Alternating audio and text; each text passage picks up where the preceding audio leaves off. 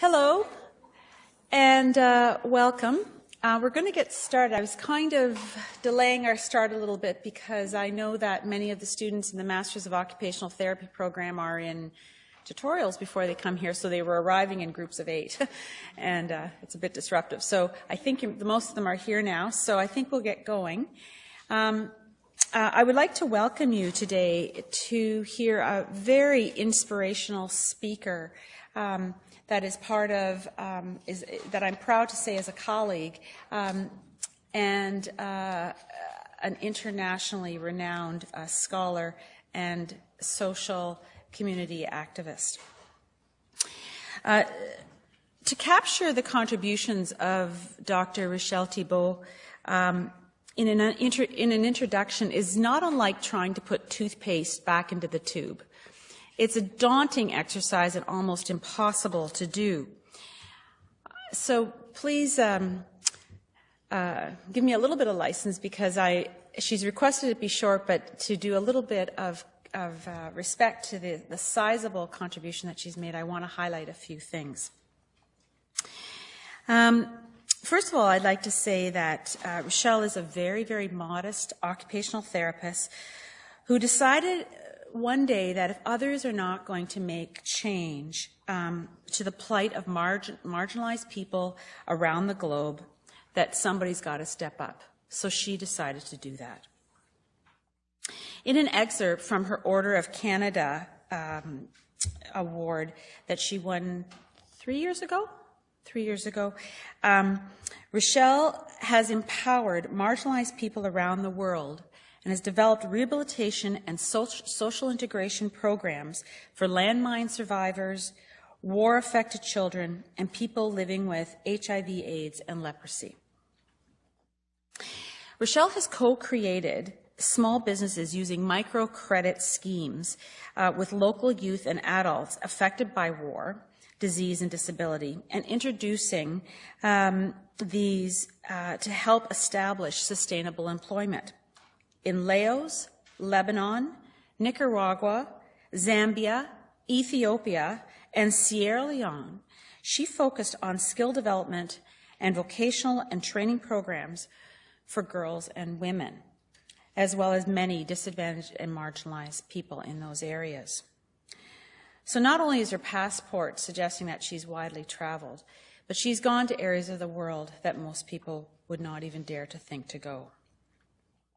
Her work has saved lives and improved the quality of life for many vulnerable individuals, including those with disabilities and disadvantages in circumstances rarely encountered by any of us in Canada. Rachel conducts her activities under the auspices of numerous international organizations, some of which include the United Nations Implementation Agencies, the United Nations Development Program, the World Bank, the World Health Organization, the U.S. State Department, and her work has been supported by the Polis Center for Social and Economic Development, a not-for-profit corporation whose mandate is to design and implement community-based programs in developing world based on principles of empowerment, shared and supportive living, and innovative employment and community integration. Closer to home, the Canadian Armed Forces approached Dr. Thibeault to develop a training program on operational stress injuries and post-traumatic stress disorders for active troops, new recruits, officers, and their families. This program remains today. While advocating for these communities, she has helped occupational therapists, but people worldwide outside of our profession, to recognize the links between social justice and meaningful occupations. She is both a pioneer and an advocate for community development and eloquently shares with others the ways to restore and sustain social accountability. Her extraordinary service and leadership in the profession in occupational therapy and to society is really unparalleled. Rachel, I want to thank you for your work. It's really, really an honor to call you a colleague. Thank you.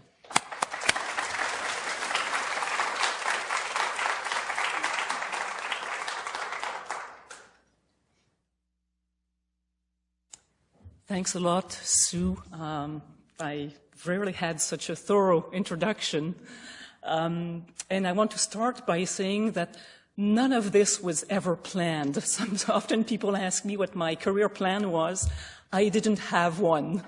And I want to just preface what I'm going to be talking about by saying that it's a great pleasure to be here with you. I've always been very impressed with the work done at UBC in rehab and in OT more specifically. And I really value my colleagues here on the West Coast. And I also wanted to add that today I won't be speaking about one of my areas of work, which is community-based rehabilitation. And I will be speaking mostly about resilience. And people may ask, how come I'm moving towards resilience? The way it happened was that, again, the main focus of my work was community-based rehabilitation. It all started out many, many years ago. After doing a lot of academic work, I had done my master's and my PhD and 2 postdocs. And after the second postdoc, I got thoroughly fed up with academia. So I quit the, dream job at the University of Southern California to move to the Arctic Circle. Decided to go back to a clinical job that didn't require any graduate work. And I became the chief occupational therapist for the Northwest Territories before the creation of Nunavut. So my territory covered everything from the Yukon up to and including Baffin Island. And we were a huge team of 5 OTs to cover a territory the size of Europe. And I felt totally overwhelmed. So what I did one morning, I called WHO in Geneva, and I said, help, do you have any ideas about how we could tackle this challenge? 100,000 people scattered over a huge territory, major health issues. And they said, we're piloting a new approach, a new strategy called community-based rehabilitation. Would you agree to be a pilot site? I said, at this point, anything, yes. And so we piloted, we got some good results, and after a couple of years, I was asked to go present the results in Geneva. And at that meeting, there were several agencies, among them agencies from the UN, the World Bank, many other players around the table. And then I was asked to replicate the same type of CBR programs in French-speaking West Africa. When I was in French-speaking West Africa, war was raging on in Sierra Leone and Liberia. I was asked to replicate in war zones.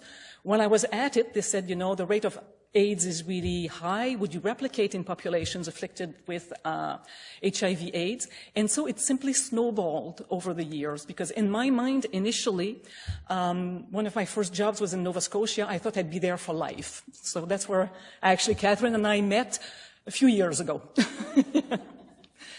And but in the course of doing all that work, although my main mandate was really to set up rehab services, I eventually observed that several people undergoing exactly the same trauma would react very differently, be it during the war in Sierra Leone or in Nicaragua or in Lebanon or in Iraq or in many of the other places where it was really a traumatic context.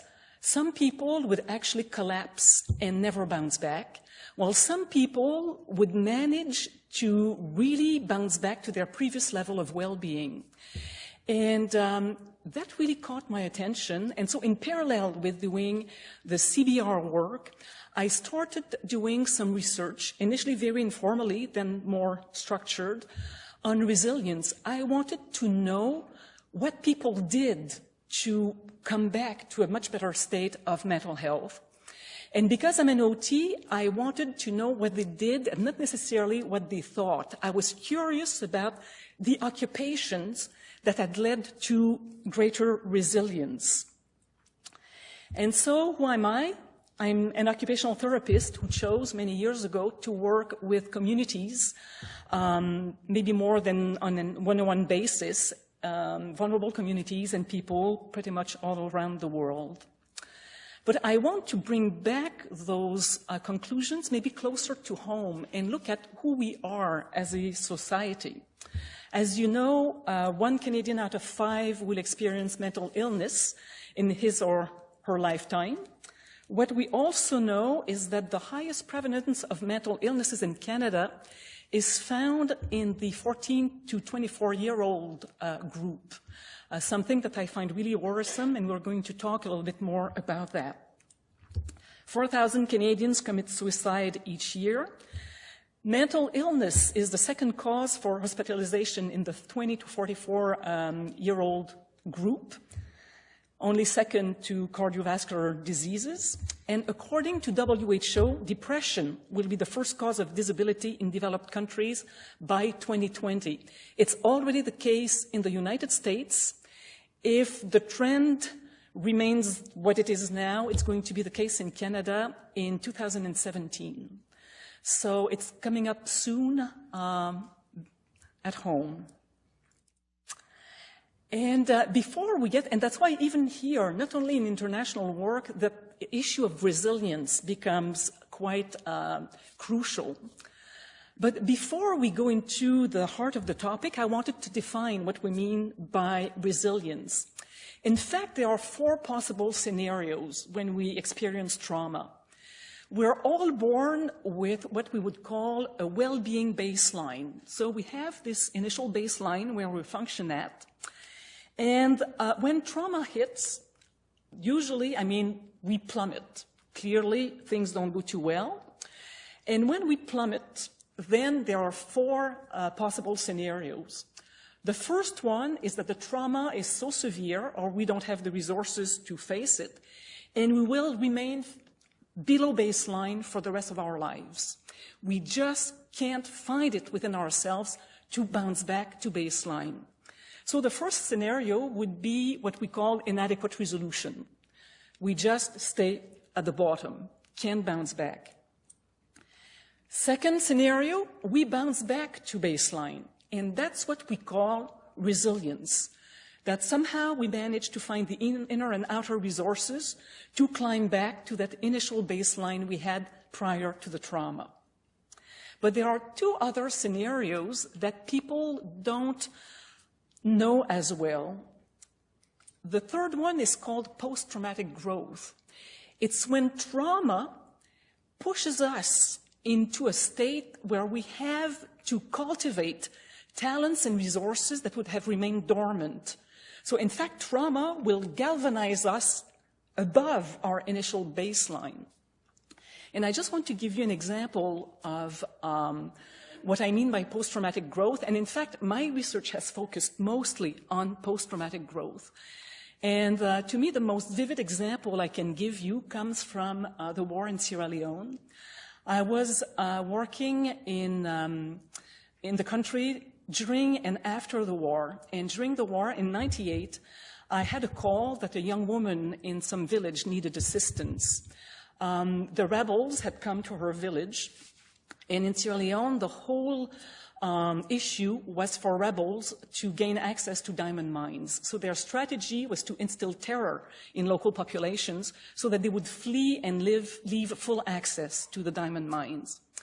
So not knowing quite what to expect, I go to the village and I found a young woman who was about 19 years old at the time, who had had both legs and an arm amputated as she was giving birth. And clearly it had been a highly, as you can guess, traumatic experience. She had survived because women in the village knew how to cauterize with searing ambers. So they had literally burnt the stumps and allowed her to survive, and she did give birth to a really beautiful baby girl. I go for, and so we worked with her, both in terms of psychological issues, physical issues. I go back for a follow-up visit a few months later, and I'm quite keen to see the young woman and the baby. And she had been fitted with an artificial arm by then, and she wants to show me the baby. The baby's got no legs. And all she can say is, they've come back. So we start again, work with her, with the baby. she still manages to bounce back to baseline. She found it within herself to face both traumas. I go back at the end of the war, 2002, and she tells me that the man who's mutilated her and her baby has been demobilized and he's moving next door, 10 meters away. And so I asked her, I said, how are you going to deal with this? And clearly, she had cried a lot. It was extremely difficult for her to accept. And you have to remember that by then, she was not quite 23 years old. And she looks at me and she said, as difficult as it may be, I choose to forgive because this is the best future I can give my child. And I was absolutely stunned, and I still is, to see that level of wisdom in someone who was so young. I go back after the war, 2005, and she has become the community leader who's made sure that other war survivors would actually get health care and social services. And she can articulate the fact that she certainly doesn't approve of the amputations, the mutilations she's gone through, but she can say that those traumas, in a rather ironic way, really have triggered in her a growth that would have never happened otherwise. And she's a clear case of what we call post-traumatic growth. And the people I will be describing today are all people I've met who have shown extreme, remarkable potential in terms of, not only potential, who have shown remarkable post-traumatic growth. The fourth scenario that we see is extremely rare, and only about half a dozen cases are documented in the scientific literature. And it's called anti-fragility. Anti-fragility is when you're at baseline, you have something horrible happen, and you don't even budge. You don't collapse, you don't show any sign of distress, you just remain as you are.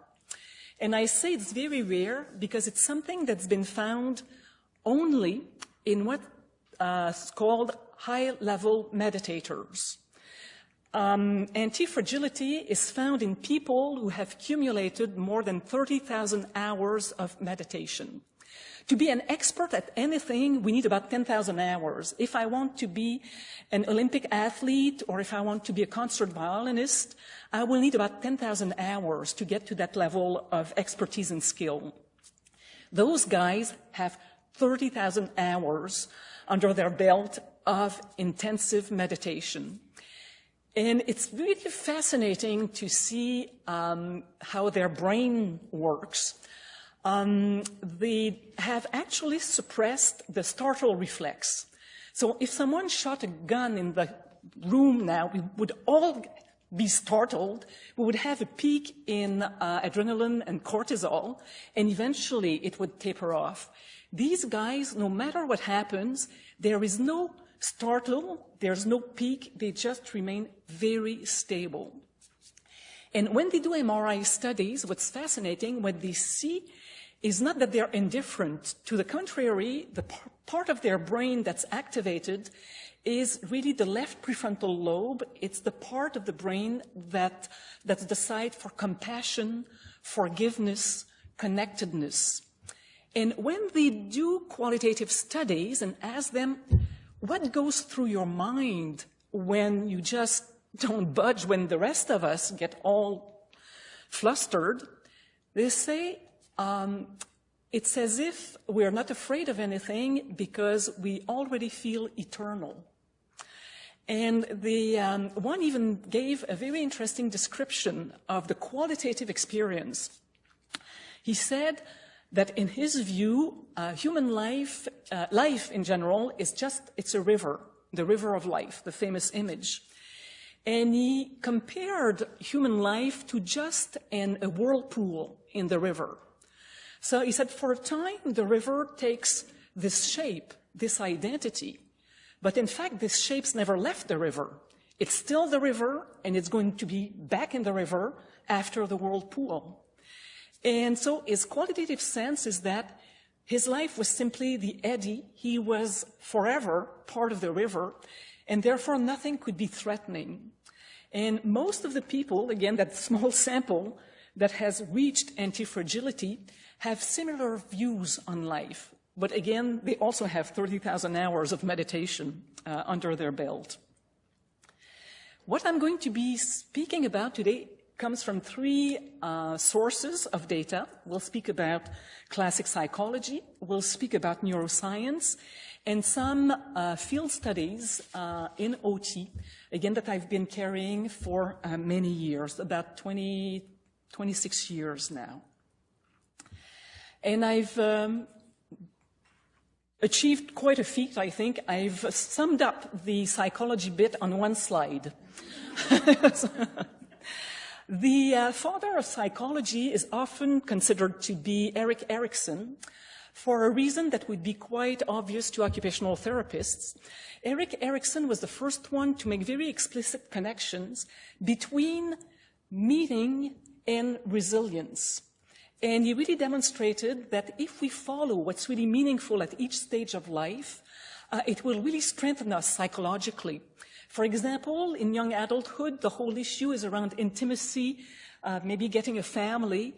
So if you respond to those needs, if you invest time and energy into those needs, you remain in sync with your developmental sequence, and it will really give you strength.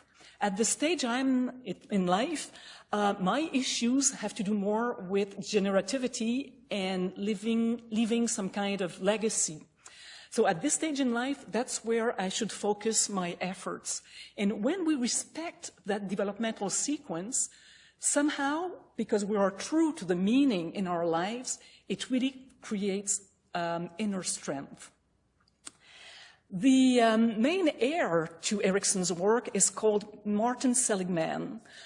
He's quite famous. He's written several papers, books. He was the head of the American Psychological Association. And he's got a strange trajectory. Seligman started his career working on learned helplessness, and he did studies that would be totally banned today. One famous one was done with dogs. And what he would do, he would have dogs in metal cages that were electrified. For about 36 hours, he would send shocks at random near the lethal level. And so when you see that on tape, I mean, the dogs were trashing, against the bar. They try to get out, and obviously they can't. And he does that for about 36 hours at random. After 36 hours, the cages were designed that the whole front actually could slide off and the cage could open.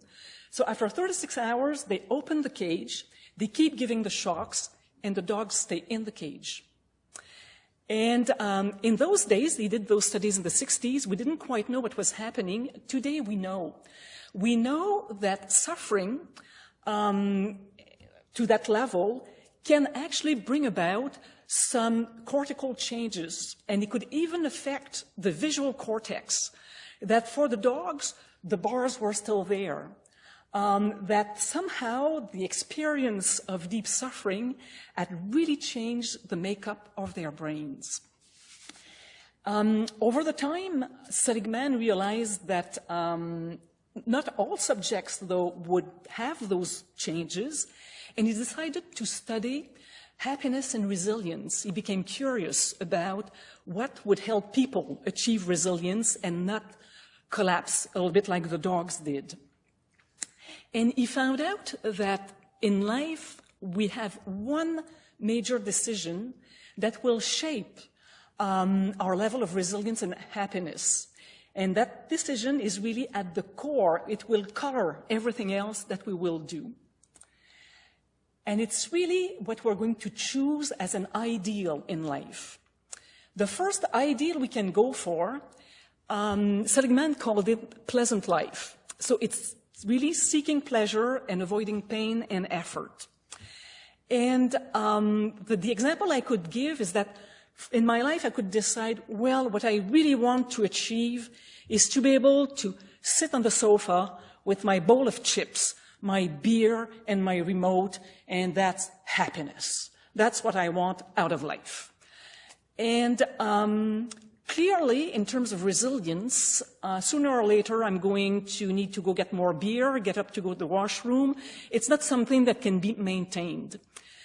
Shooting for the pleasant life is actually shooting oneself in the foot because it is a failed proposition from the start. There's no way you can maintain that ideal of pleasant life. There will be irritants sooner or later, and if you don't see them as something that shouldn't be there, suddenly it really undermines your resilience, because in fact they're part of life, and resilient people accept the irritants as being part of life. So in terms of resilience at the pleasant life, things don't go too well. What's worrisome, though, some of the studies Seligman did over the past 4 or 5 years show that in the States, and he did studies with teenagers, nearly 70% of teenagers seem to have that ideal for life. That what they want to achieve is the pleasant life, and unfortunately, it's a recipe for disaster. Second possible choice, the good life. At the good life level, at least I get off the couch, and I realize that if I cultivate my talents, I derive some gratification. It's interesting. So at least I become a bit more active. And so at that level, I will have a bit more resilience. And I often tell my students, I tell them, look at me, I'm training for the next Olympics, I'm lifting my watch. So they all laugh and they say, it's silly, you won't get to the Olympics, lifting your watch. And I asked why? They said, well, without resistance training, you won't get any muscle buildup. And I said, it's exactly the same thing for your brain. Without resistance training for the brain, without obstacles, without challenges, you will not develop the neuronal pathways that you need for resilience. Exactly the same thing. So at least at the good life level, you have an element of challenge. You get off the sofa and you challenge yourself. So your resilience will be a tad better. Third level, meaningful life. I realize that not only should I get off the couch and cultivate my talents, that if I give back using those talents, I derive even greater satisfaction. And for many years, Seligman thought that the meaningful life was kind of the acme, the top choice one could make, until he and other researchers got their hands on private correspondence and diaries from people who seemed to have the meaningful life, that they would really be right out there, helping out people. And yet, when they read their private correspondence, they realized that if we had used criteria from the DSM-4, they would have been diagnosed with severe depression.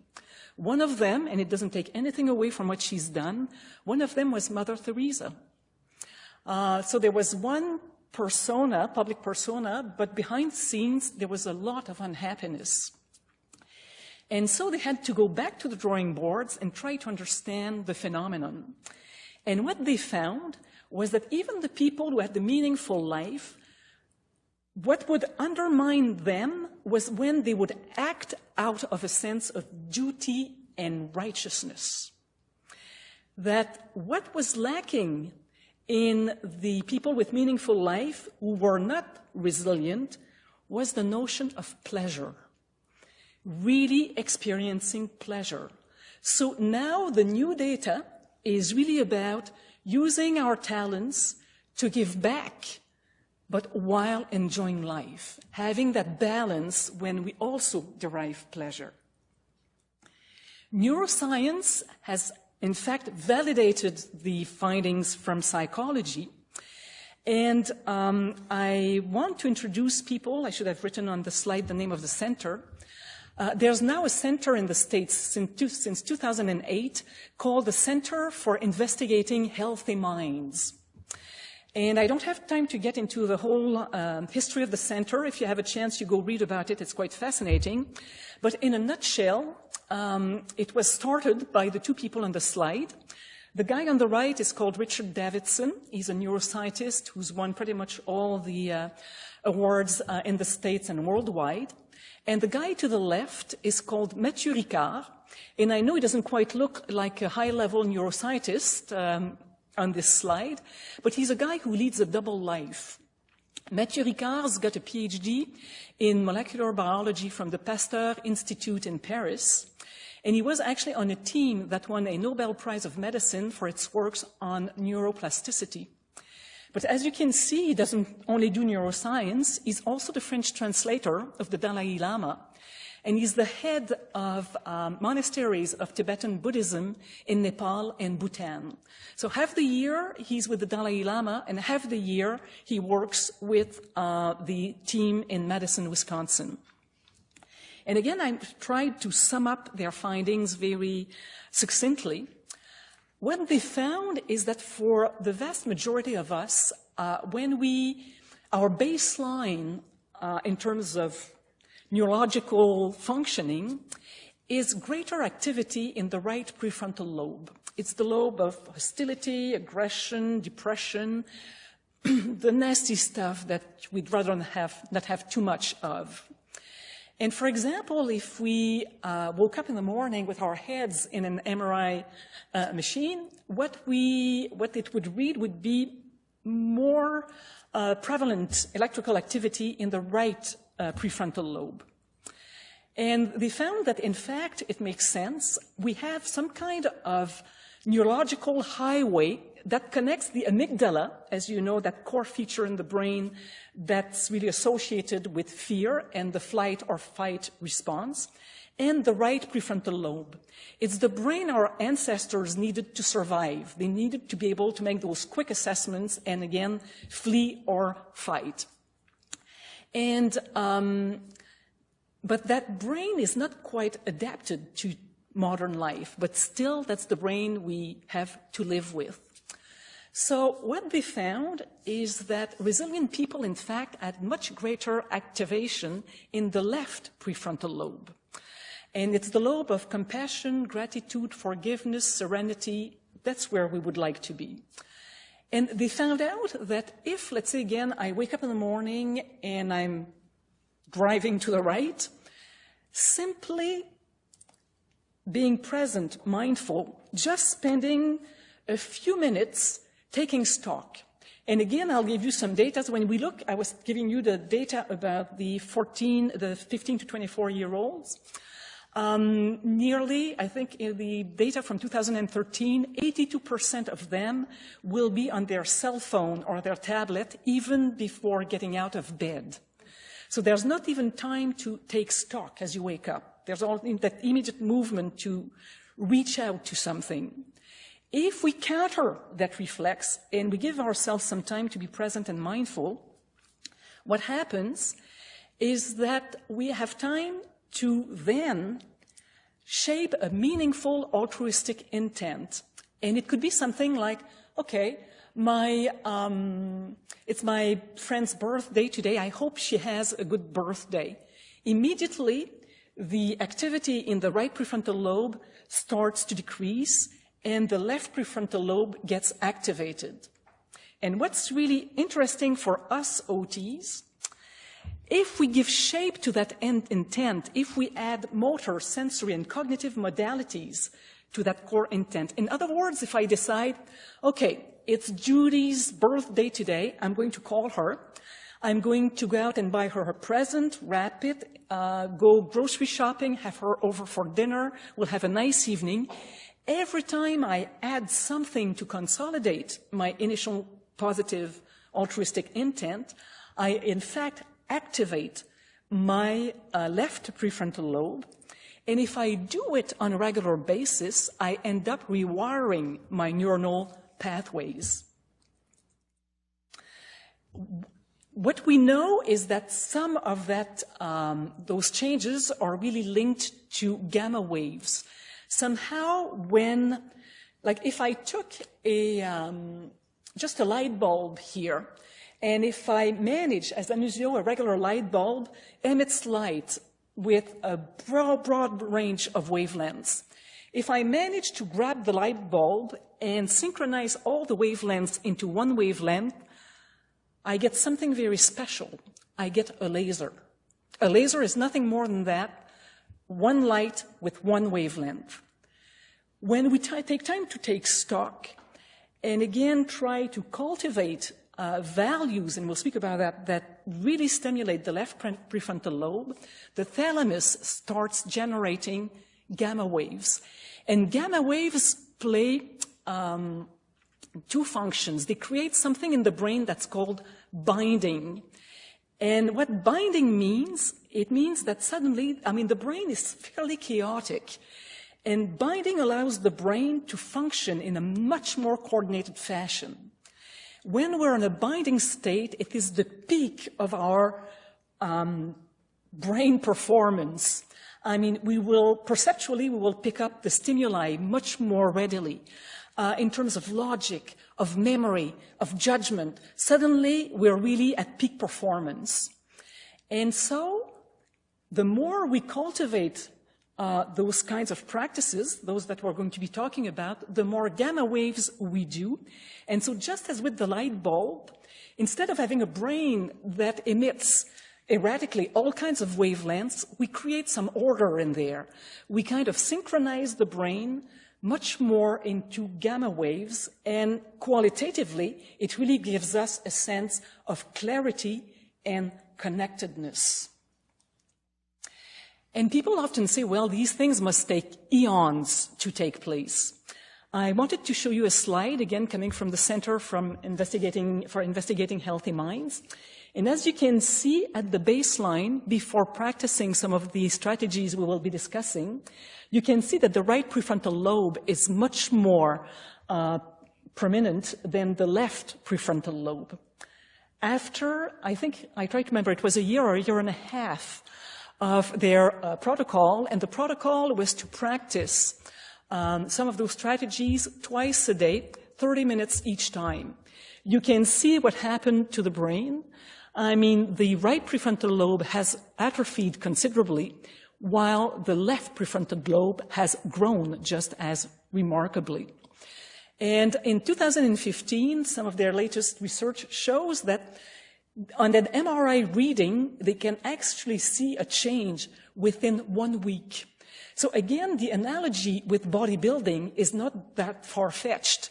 If you start, bodybuilding, as you know, if you've ever tried, you do feel firmer, you more toned in a fairly quickly period, and it will be the same for the brain. So it's not changes that will happen, sometime in the distant future. Another system that has an impact on our mental health, and that was discovered quite recently, is something that's called the glymphatic system. And the glymphatic system takes its name from the glial cells. So it's a blending of glial cells, the glial cells that protect and maintain neurons, and the lymphatic system. We all knew that we had a lymphatic system with the lymph nodes, and we know that the lymphatic system has the role of cleaning up, toxins, cellular debris, and all the stuff. It's really our cleaning crew. What we didn't know up to 2013, we have a very specific cleaning crew just for the head, and it's been named the glymphatic system.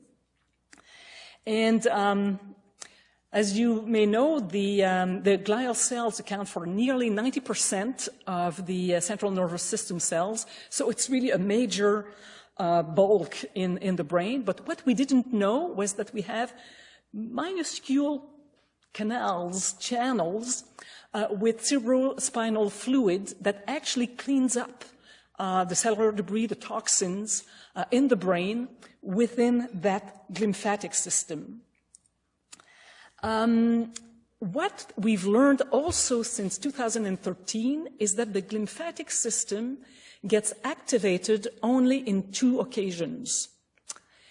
It gets activated during deep sleep, and the problem is that most people nowadays in our societies are sleep deprived.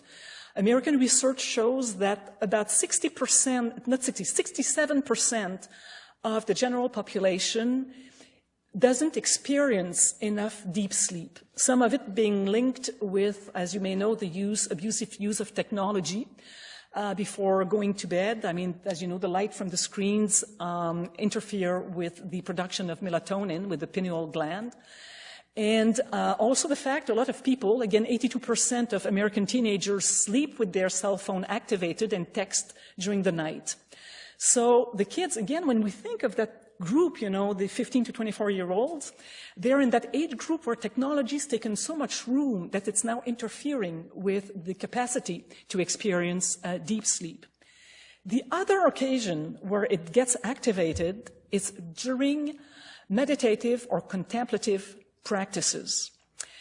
And it means that if you don't have deep sleep, and if you don't have contemplative or meditative activities, occupations in your life, your lymphatic system just don't get activated and your brain doesn't get cleaned, literally. I mean, it gets quite cluttered. And it's really one of the major theories today about the vulnerability of the age group I was telling you about. So how do we cultivate resilience and shape a meaningful life?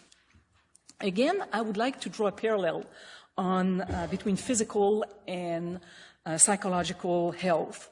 If I want to work on my physical health, I know that I have to work on my strength, my endurance, flexibility, balance, nutrition.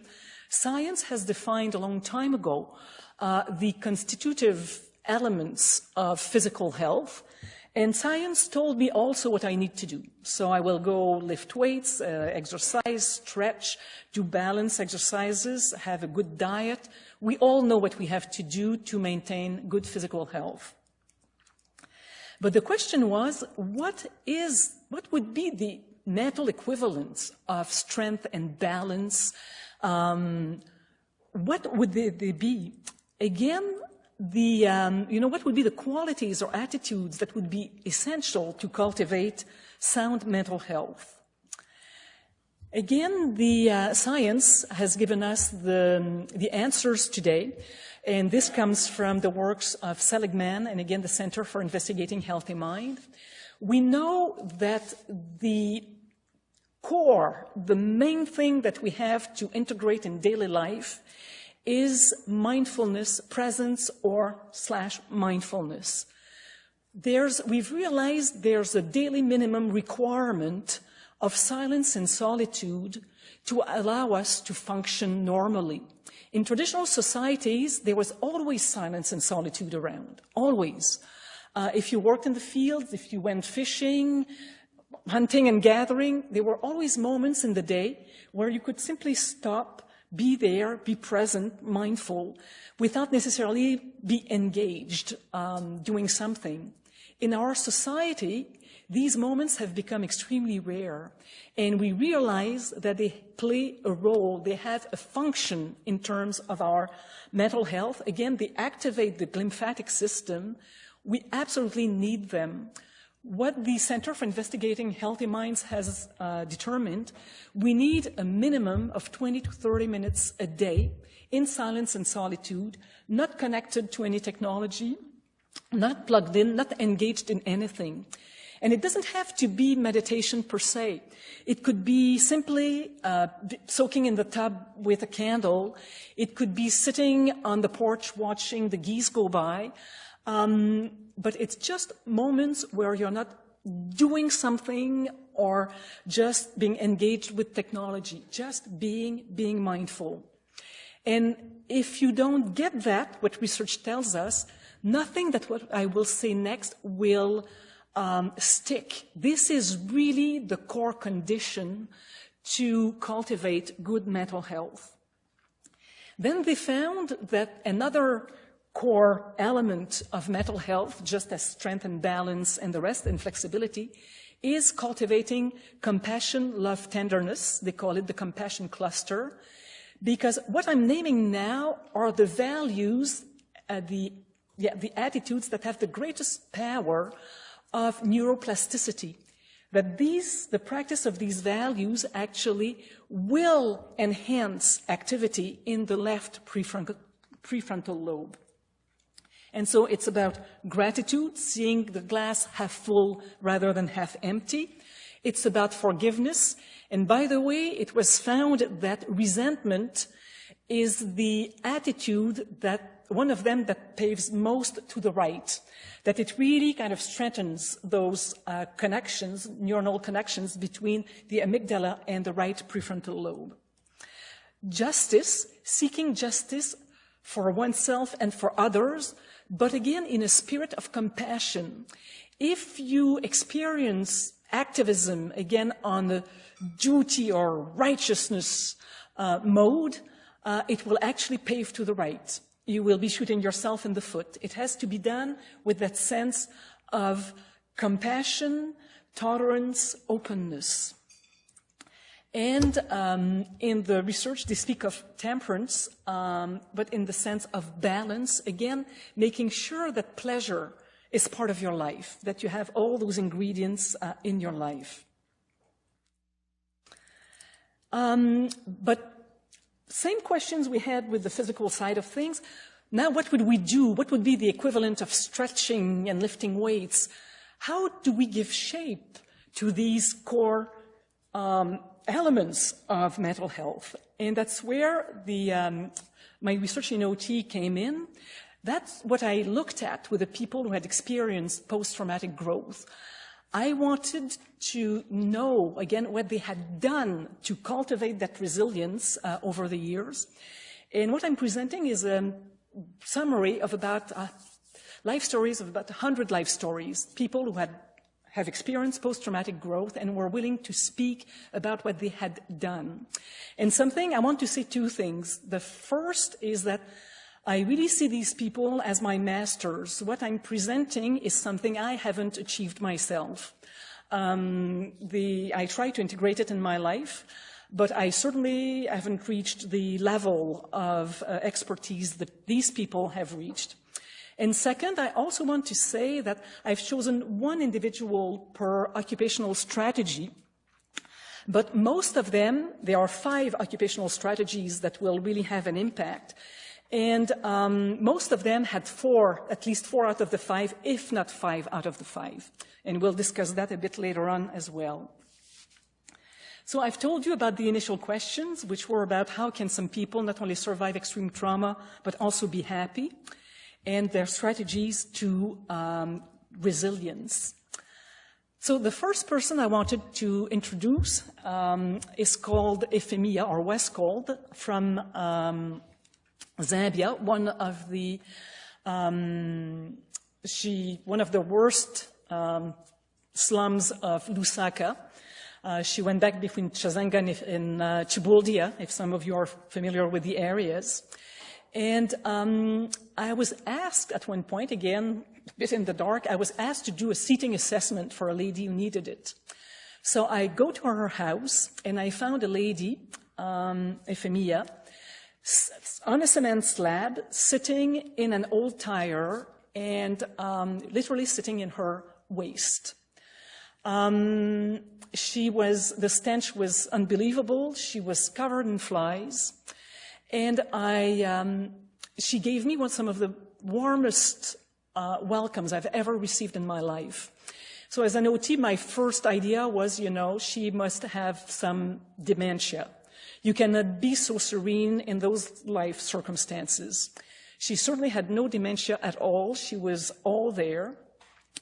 And after working again on the emergencies, the physical side of things, I really asked her, I said, how do you manage to remain so warm and open and serene given your condition? And she was really candid. She said, I'll tell you my story. She said, I got married, I had 9 children, my 9 children married, the 9 children and 9 spouses died of AIDS. She said, at 68, I ended up alone with 18 orphans.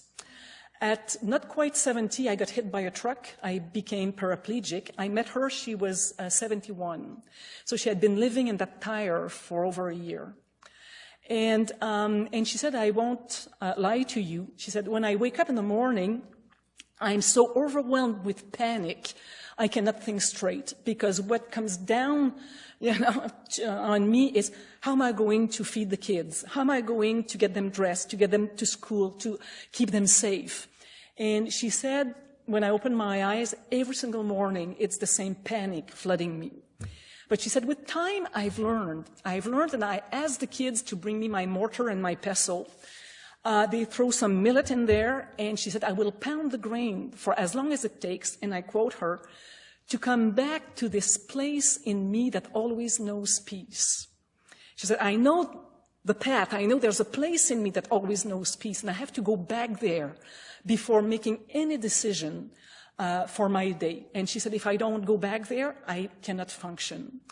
And she said, some mornings I will pound the grain for 5 minutes, 10, 15, an hour and a half, doesn't matter. It's the first thing I do.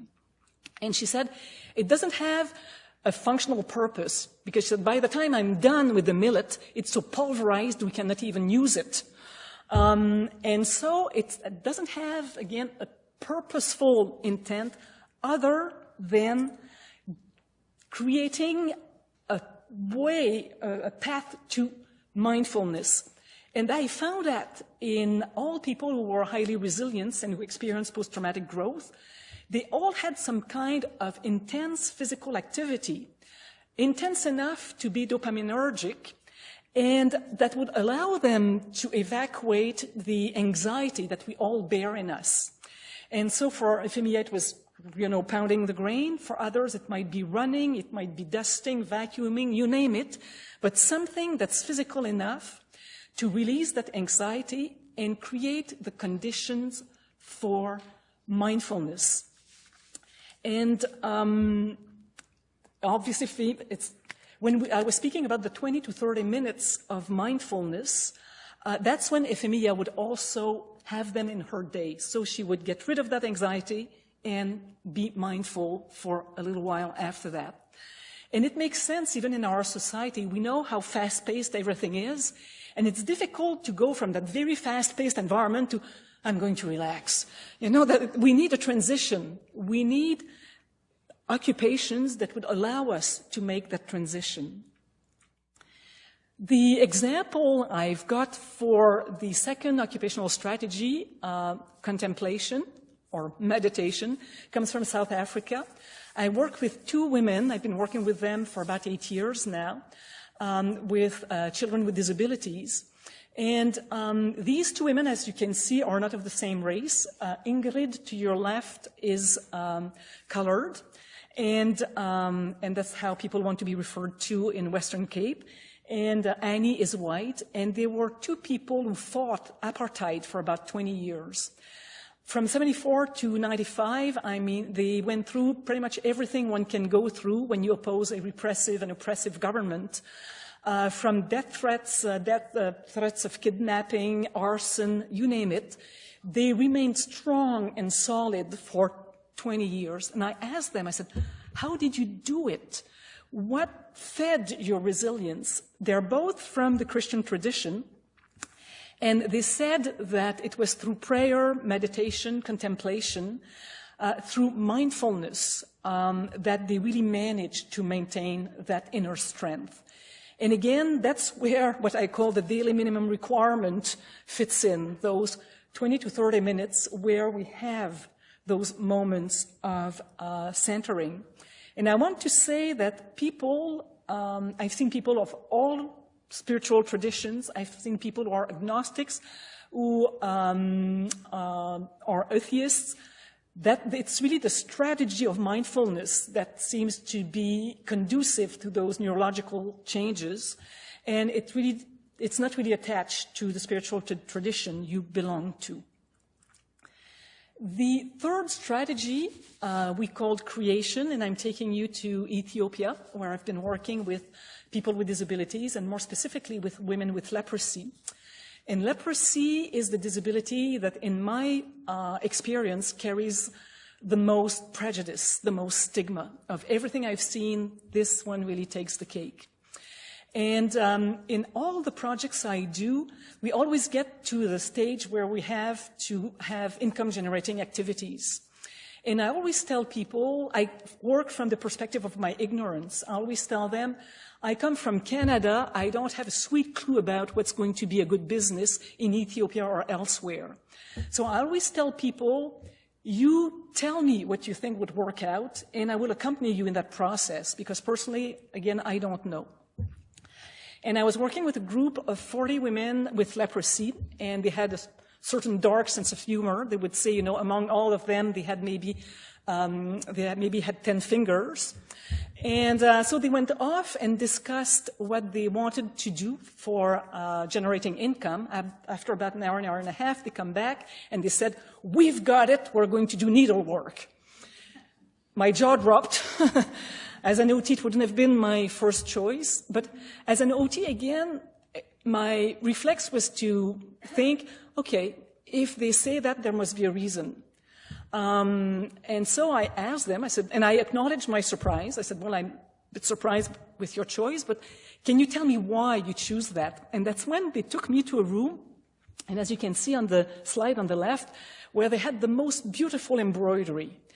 They had tablecloths, and they had curtains, and they had garments, everything absolutely exquisite. And I asked them, I said, who did that? And they said, we did. And I said, you know, how did you make that? They said, well, as our fingers would fall off, we would put potatoes or apples in the palm of the hand. We would strap them with rags to our hands, and we would stick needles. Something like you see on the left could have taken up to a year to make. So they worked doggedly at doing their needlework, and you see one lady there who has lost some fingers but still manages to work on needlework. But then my next question was, well, I can see that. You've done all that, but why don't you sell that stuff? It's beautiful. I mean, it's all, and there were piles and piles of it. So they said, well, let's do an experiment. Why don't you come with us downtown? So we left the compound behind really tall walls where they live. And when we got downtown, like it happens the world over, even in the US where we have still leprosy communities, people would stop to spit on them, to trip them, to throw stones at them, to insult them, I mean, no end. And so when we came back to the compound, they said, now you would understand that there's absolutely no market for goods made by people, by women with leprosy. And so my next question was, if there's no market, why did you spend all that time, energy, and resources doing this? And again, they were very candid. They said, you saw the message of ugliness that's constantly thrown back at us by people. And again, I quote them, they said, we did it for our souls. They said, we really needed to offset that message through creating beauty. And it had no other purpose than really feeding their resilience, because it wasn't for sale. And just an aside, I'm still trying, it takes years to get them on the fair trade markets around the world. I'm not quite there yet, but in the meantime, they can still sell their stuff in fancy hotels. Strangely, tourists don't mind at all buying goods made by women with leprosy, so we can sell at the Sheraton and the Hilton, and we sell 20 times the price. So in the end, it's a good outcome. But the point is that initially, again, it wasn't about making money. It was creating to feed their own resilience. And it has to do, so creating has to do by that need to create or even simply appreciate art, listening to music, being a nice painting, but being connected to beauty, creating or enjoying it. The fourth occupational strategy we called contribution, and I'm taking you back to Sierra Leone. I was working there a lot with young bushwives, which is a euphemism to describe female child soldiers. And I don't have time to get into all the details. But The female child soldiers, on average, had been kidnapped before reaching school age because rebel troops really want young children because they're much easier to brainwash.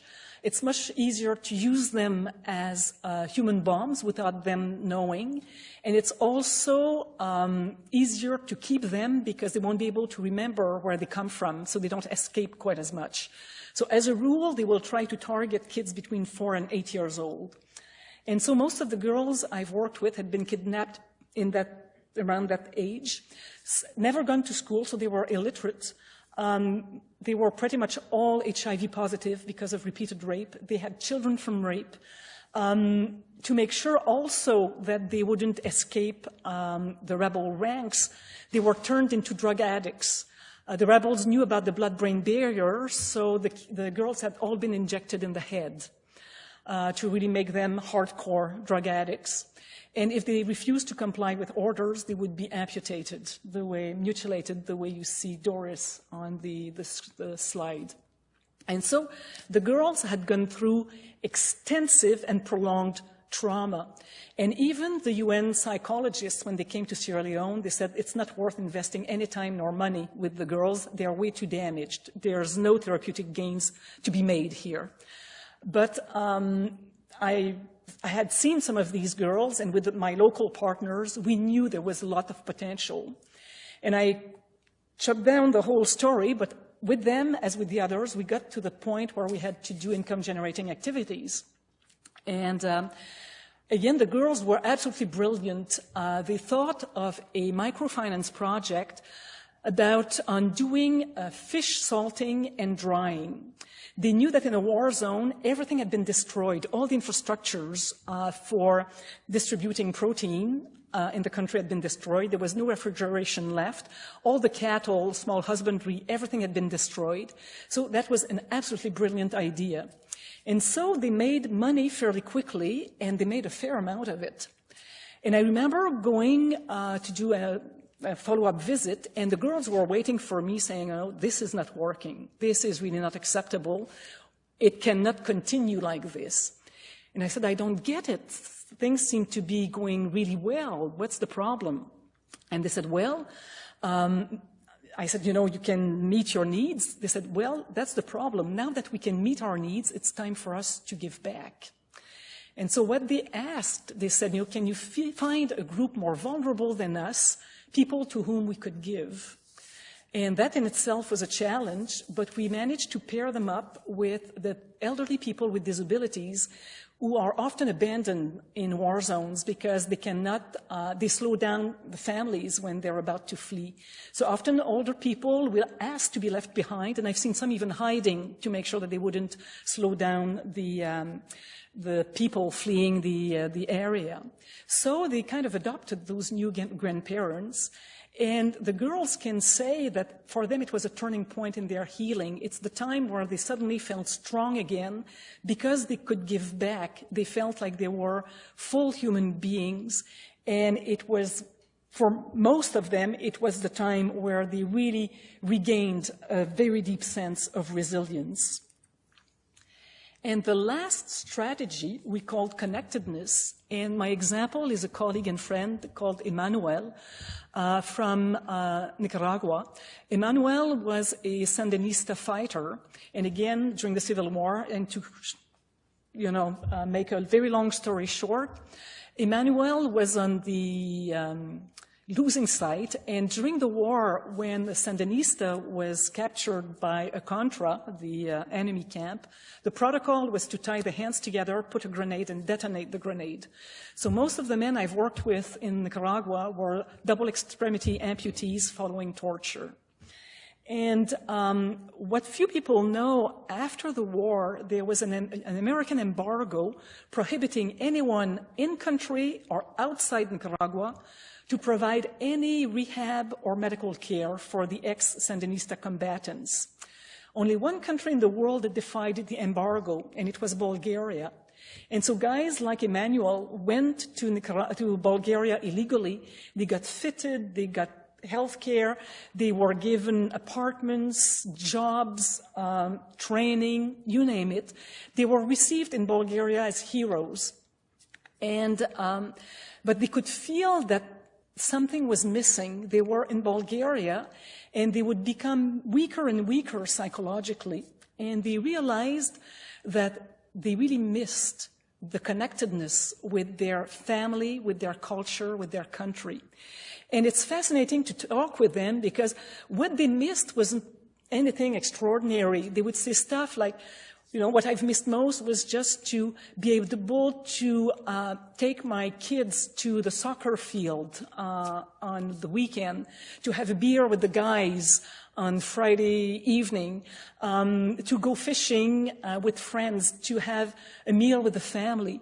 Just daily events, again, that really connect us to life and give us a sense of belonging. And these are the occupations that they really, really missed. And so they came back, again, illegally to Nicaragua and are now providing care also for fellow ex-combatants. So we've talked about all those 5 strategies that really strengthen our mind, our resilience. Could you think of non-compulsory leisure activities that you do that leave you feeling empty, disconnected, without energy? Anything comes to mind? Yeah? Just mindlessly trolling the internet. Yeah, that's a great classic. Yeah, and I guess it's a great classic for most of us, if we want to be honest. This is one of those occupations that really leave us after a while with a sense of emptiness, disconnected, bit of apathy. And I would like you to make a connection. 3 other questions. How do we define junk food? Yeah? Food that has ingredients I can't pronounce and don't understand. Yeah.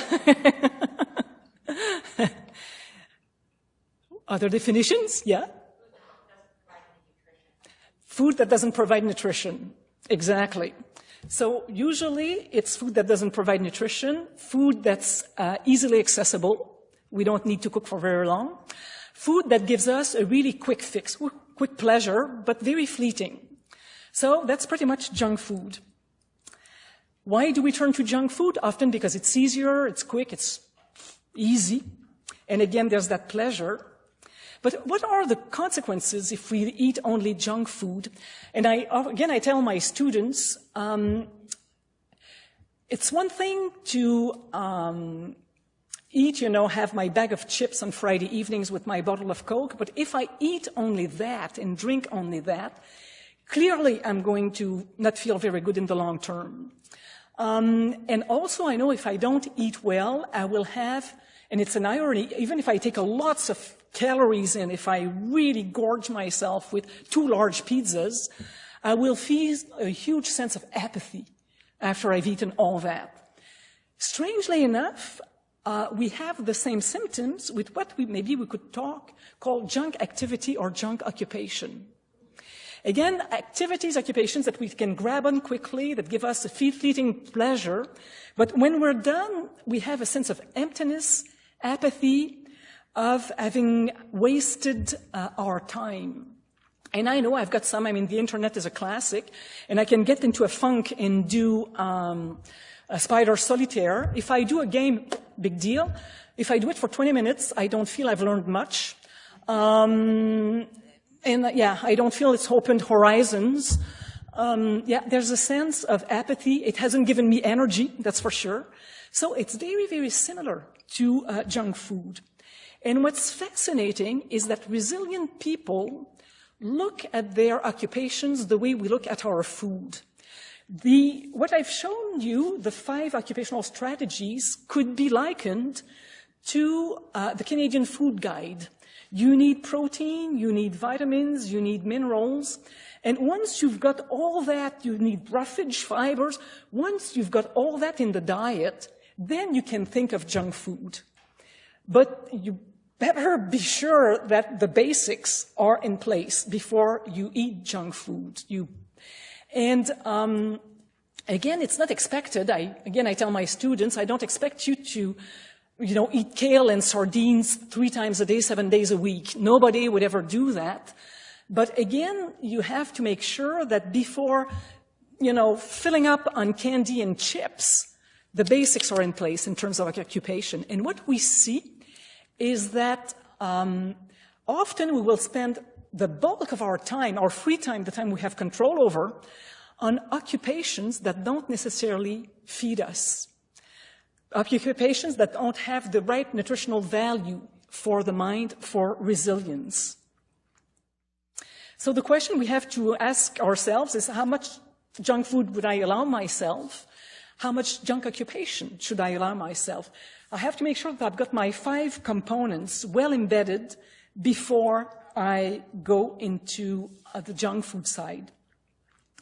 And what's fascinating, we've got more and more data on the connection between our genetic makeup, our resilience, and our activities. Recent research has shown us that the resilience got 3 main variables. They are the life circumstances, and it doesn't, as you can see, it doesn't account for much.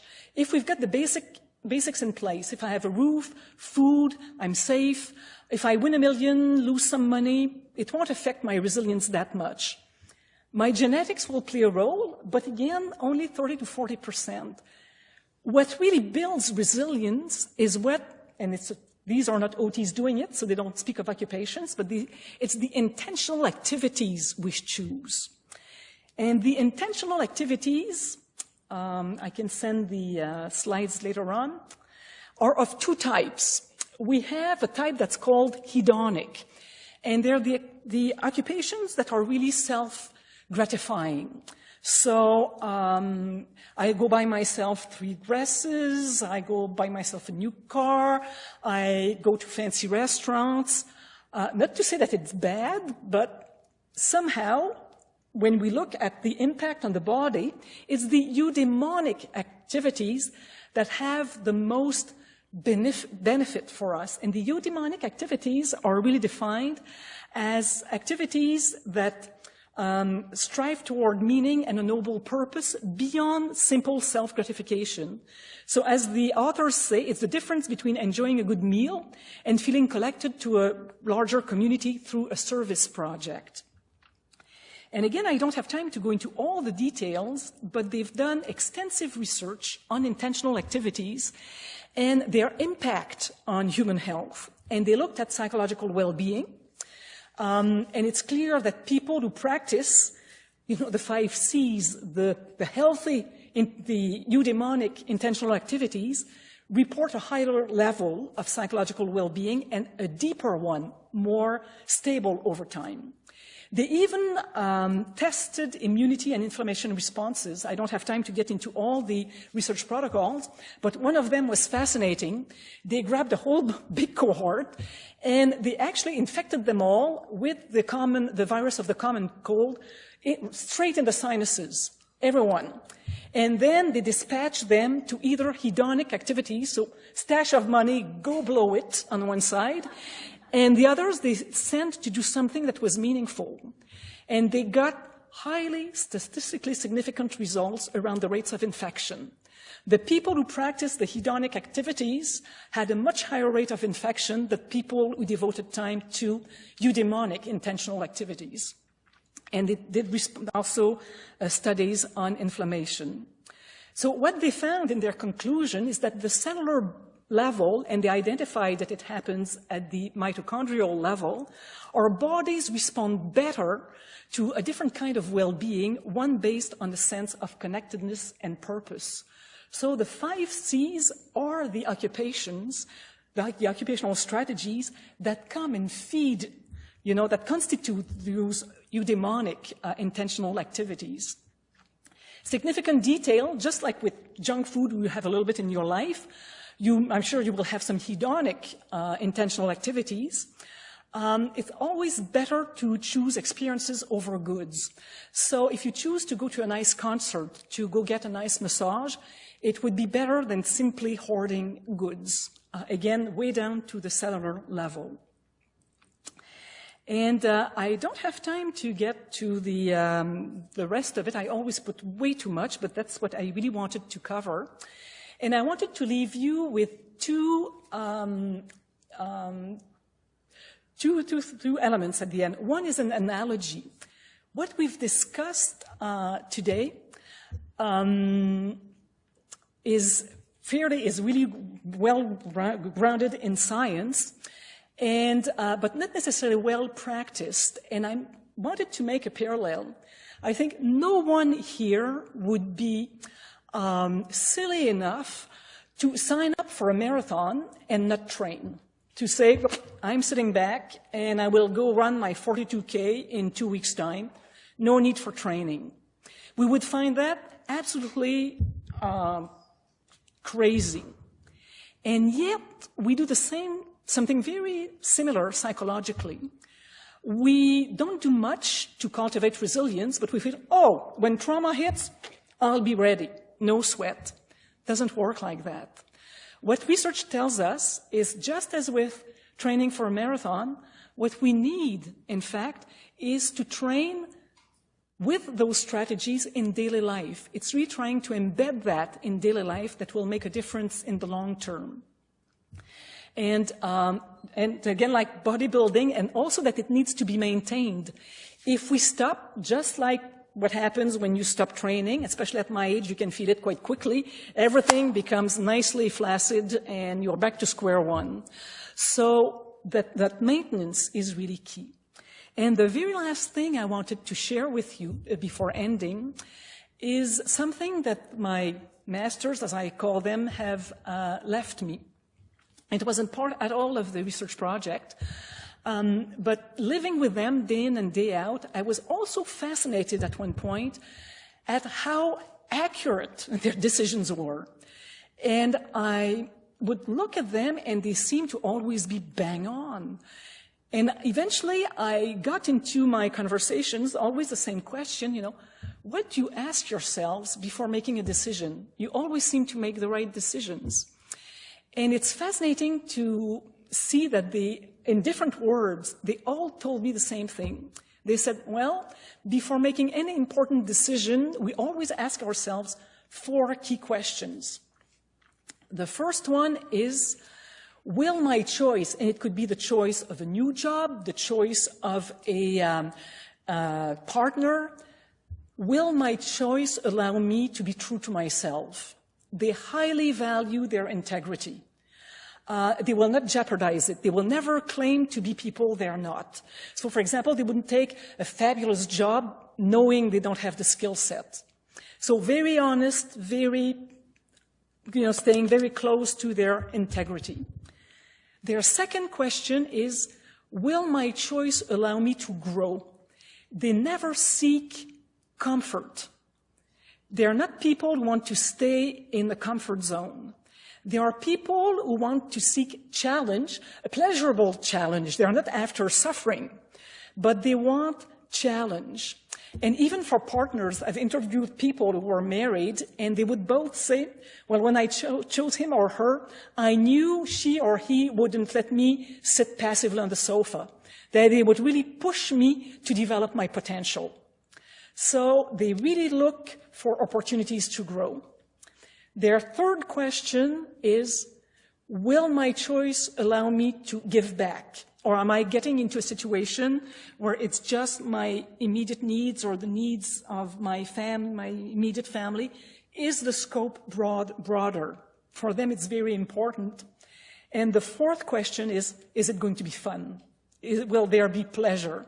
And I was stunned to see how much their 4 questions, actually, are the 4 pillars of what Seligman calls the full life. They are the 4 core components of the full life. So it's a gift they gave me, and it's a gift I wanted to really pass on to you. And I will end here, and if you have questions, we have a few minutes. Thank you.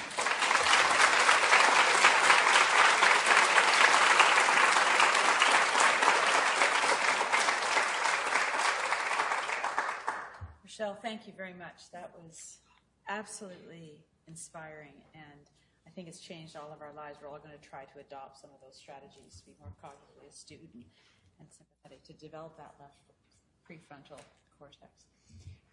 But it would be wonderful if we could engage in some dialogue around some of the elements, or anything you'd like to Rochelle? Happy to entertain it.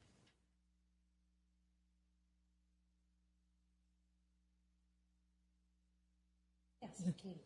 Thank you so much. It's hard not to be effusive in terms of the impact of your talk on various levels. So thank you very much for sharing your experience and your master's stories. I just so appreciate you creating some neat boxes in terms of these restorative or resilience boosting occupations. And I was curious, I'm personally more and more interested in terms of occupations rooted in nature, connectedness, and the restorative elements of that in terms of brain health and mental health. So in the connectedness occupations, did people ever speak to that as well, not only connecting with family or country and that, but also that nature element? Yeah, and it's why I've really defined it also connecting to life. Because it was very interesting working also with torture survivors. Quite a few of them won't be able to reconnect with humans, or at least not for quite a while. And they will reconnect with nature, with plants, with animals. And for most people, and it's interesting, nature comes up both under connectedness and under contemplation. And it's fascinating, they've done studies of psychological well-being just looking at pictures. If you put a city skyscraper, you look at the picture, and you look at, for example, at the galvanic skin response, cortisol and all that, and then you show a natural landscape, there will be a very significant difference on psychological well-being. So the nature is absolutely key. Yeah.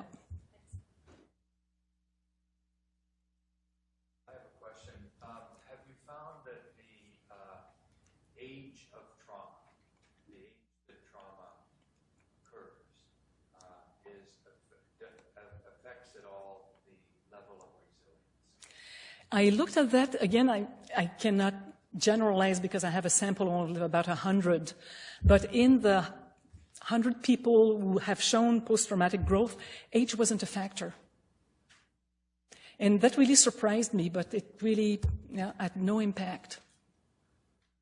I shouldn't say that. When you work with trauma, if you have trauma at the pre-verbal stages, before 2.5, then it's much more complicated. Yeah, but past the verbal stages, didn't have an impact. Yes? I wanted to ask your thoughts on, I was thinking back to the pie you have with 10% life circumstances and genetics and activities, just how that relates to social determinants of health. Because is that life circumstances, which is just 10%, or I was just curious if you could comment on how that. The way they looked at it, I mean, if you have, again, the basics in place in terms of the social determinants of